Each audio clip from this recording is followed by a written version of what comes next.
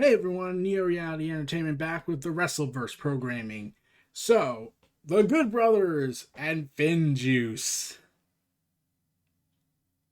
Are they really calling them that? Okay, that's who they want to call themselves as.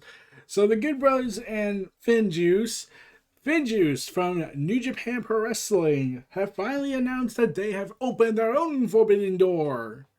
They're going to Impact, which shocked a lot of people. Everyone assumed, there was a report that came out about this. Everyone had assumed that the Bird Brothers and that the whole New Japan Pro Wrestling Impact deal that happened was because, well, AEW happened. So it's like, oh well, we can team up with them now. I'm like, sir, we canceled our Access TV deal over it, but like over Okada. But we got a new manager now. But now it was reported that since the Good Brothers joined Impact back last year, they were like, okay, we need to get these guys back as part of our westward expansion. And of course, this apparently led to a deal being made, and things were probably finalized of this year, but it was being negotiated back last year. So I say everyone won that round. So New Japan opened the forbidden door for Impact, and Kenta kicked down the forbidden door for AEW. We live in strange wrestling times. And sure enough, FinJuice would be the first official New Japan Pro Wrestling superstars. I use that term loosely since they are upper mid card performers, since Juice Robinson is known nowadays as the US title holder. Because for some reason that's all he's been able to hold in New Japan as far as I'm aware. But he has partnered up with Finley, not the Finley you all remember. Not my name is Finley, and I love to fight. Not that Finley, but they did show up on Impact Wrestling on the fallout of Snow Surrender, and they took on Reno Scum. That's an actual team name. Where it was pretty short, so it wasn't enough content to make a video about. But they did, however, they did get an encounter with the Good Brothers. And they mocked the former Young Boys who haven't had as much success in their careers as they've had because, we got to do that comparison. And in fact, I'm surprised they didn't mention, and oh, look, everyone, it's CJ Parker. You fight for the trees. Or something like that. And if you're asking why I put a Dr. Seuss reference, it's for mainly because he's been the hot topic lately in the last 24 hours. Anyway, so it looks like Finley and Juice Robinson are now going to be teaming up to take on the Good Brothers down the road. They would have an encounter afterwards. It's where the Good Brothers call them out, and I'm pretty sure the Good Brothers haven't mentioned their past affiliation and everything. But they would team up in an alliance against Triple Large or Triple XL. That's an actual team, and Reno Scum, because that's an actual team. Aim to take on each other, to fight each other in a deadly alliance of 8-man tag team action, which also was phenomenally short. It should have been the closing match if the World Title's not going to close out the show. Yeah, I had watched the match and oh wow, this was unbelievably sad to me. Like not in the sad like it could be good, but I was like, man, it feels so short. Like I watched the match and then it just ended. But there is a thing to be hopeful about. The Good Brothers and FinJuice argued between the two teams, agreeing to a tag title match at Sacrifice. Yes, Sacrifice. Where it's rumored that Rich Swann is set to defend his Impact Pro Wrestling title against the TNA officially certified champion, Moose. And subsequently, this would be apparently leading into the whole Kenny Omega Rich Swann match, which will be hopefully awesome. But there was a reason I wanted to talk about this. So not only is this a sign that New Japan is finally letting superstars cross over with Impact, but with the rumor about Okada coming in and probably showing up on Impact, which will probably be like, wow, we just got this guy. and we'll promise to take care of him much better than, well, we did before TNA management did. Oh, God. But also, Sammy Guevara, he was supposed to do a big storyline, but then he didn't want to do it. Apparently, he pitched that, and this is apparent, that it could have been denied, that he wanted to win the X Division title, and do some stuff with it, but they were denying it, and he was like, okay, fine, then I'm just not going to show up, essentially. But it has been said that there is no hostilities between the two parties, and there's no damaged relationships between AEW and Impact. Also, Tony Khan does his passive-aggressive speeches because he needs to somehow show his strength against the small, insignificant Impact. And if there's anything Impact is known for, it's that they are survivors. They are warriors. They barely they barely survived the age of Hogan and Bischoff, because we really wanted that back.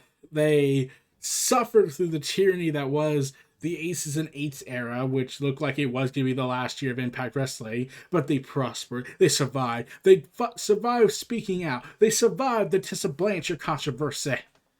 I say they are warriors. They will not die until someone comes in and kills it for them. Which is kind of a commendable achievement, I think. Having to survive this, and multiple times they had to restructure everything. Like at one point, I believe they were at a warehouse as their main facility of worshipness, as opposed to having an office building. That was how bad the problem was. So kudos to them there, and they got these big name talents from WWE, like the Good Brothers, and look how they're all doing. Business looks like to be prospering on their front for as small as the promotion is, which some people will be like arguing, why doesn't AEW and Impact, why doesn't Impact doesn't get that same amount of viewership like they used to have? And I actually did discuss this with somebody about the subject regarding how first impressions are important and also trying to keep your audience. And he agreed that due to the whole Bischoff Hogan thing, it burned a ton of bridges with fans, and well, they have a hard time getting those older fans coming back to like, actually, I really take a second chance with them. I already have the relationship with WWE be on the border. I'm suffering from Stockholm syndrome, but I have noticed that while the audience increases and decreases, it's more set in its ways to be like number 3. Whereas ROH is number 4, and AEW is at number 2. WWE is at 1, as I begrudgingly say, in terms of money reasons. But the fact that they made it through all these times, and through all the dark struggles they had to go through, I gotta commend them to that.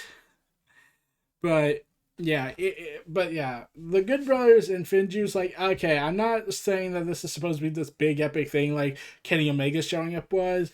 It's just like a small, we just wanted to establish this relationship with New Japan. We gotta work our way through it, right? And like, we'll do these mini chapters, these mini storylines, these quote filler arcs just to go through before we do something much bigger, like the rumored Kenny Omega Rich Swann fight, which will no doubt be an epic matchup.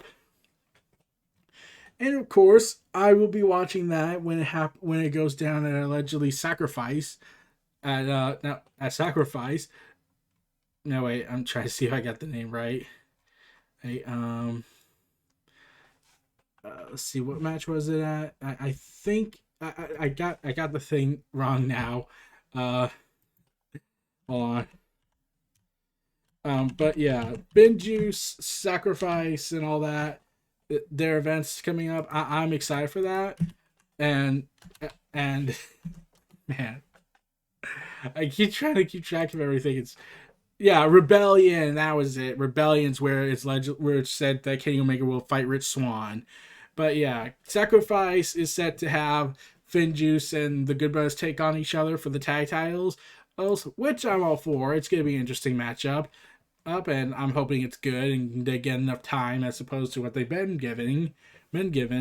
But it's mostly the Rich Swann and Moose match that's making the sale. Now, I know I should technically just be talking about this just the match, but like since this is part of the overarching narrative that basically he's been restoring the territories initiative at, I feel like I should also establish some minor stuff and talking about it. But yeah, Rich Swann, FinJuice, the Good Brothers, Kenny, it could all be connected. And we'll have to see what happens at Sacrifice. A sacrifice, sacrifice, sacrifice, sacrifice. As Jay Whitehall would say. And like I said, I really felt like the Good Brothers should have showed up on New Japan Pro Wrestling Strong, just because to further the plot line with Jon Moxley and Kenny Omega, but they didn't, which I thought was a missed opportunity. But yeah. But the fact that this crossover is still happening is amazing in and of itself. It started off as Impact in AEW, now it's all three brands, and then you gotta remember, oh, NWA's doing stuff. So get ready for that insanity. NWA's coming back. Yay! So get ready for that fun. But yeah. This crossover event, it's pretty interesting. Right now the Impact stuff is like currently going through a filler arc since Sammy Guevara didn't want to do stuff there, which would have been cool to see, but I don't know what the storyline officially was going to be. But yeah, and then you got to contend with all these other brands going on and all this content being delivered. Like, I'm just hoping that the overall payoff is pretty good, because let's be real, that's the ultimate deliverance, especially when you got to contend this is now a shared universe again in pro wrestling, so you have to contend with backstage politics, backstage like oh, you can have it on the show, but he can't do this amount of time wrestling because we need him healthy enough for the show this week and our next week and the big event we're going to do. But yeah, let's hope. I'm hoping so far the Good Brothers are just able to stay healthy enough, and everyone else is staying healthy throughout all this, because we gotta get Hangman in that crown soon. Damn it! I still predict it will be by the end of this year. So yeah, 2021 is still Hangman and Page. So we'll have to see how that goes. But yeah, this was Neo Reality Collective. Oh man, I'm so tired, I think. I almost said collective. This was Neo Reality. I'm here presenting the WrestleVerse. Feel free to like, comment, subscribe. Check out my content in the description below. Stay tuned for more. See y'all next time on Thursday. On Thursday for another edition of the WrestleVerse and probably more AEW crossover event storyline talk. Stay tuned for more, and I'll see y'all next time. Peace and take care. Oh, and I have something else planned for Wednesday, might be. Well, it just depends on how it will go down. But you'll see. You'll see. Hopefully. Take care.